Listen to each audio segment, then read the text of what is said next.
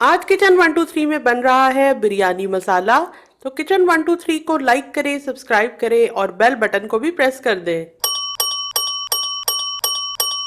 1 चाय का चम्मच काली मिर्च साबुत, 1 चाय का चम्मच साबुत जीरा, 2 बड़ी इलायची इसके दाने निकाल लेती हूँ, 4 लौंग, 1 चाय का चम्मच साबुत धनिया, 3 दालचीनी के टुकड़े। जायफल जावित्री बिल्कुल कम मिकदार में लेंगे, बस इतना सा कि जब हम इसको ग्राइंड करें तो ये दोनों मिला के 1/4 टीस्पून के बराबर हो। इनको ग्राइंड कर लेती हूँ।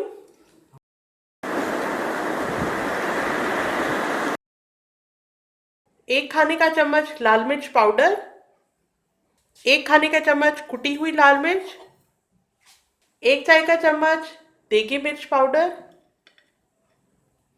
1/4 चाय का चम्मच हल्दी। सब चीज़ों को मिक्स कर लेती हूँ।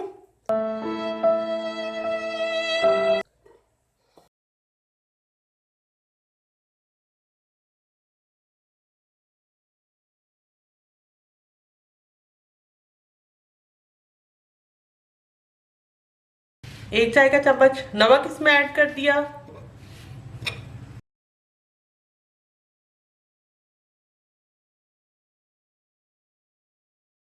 तो इस तरह से इजीली तैयार हो गया है बिरयानी मसाला पाउडर।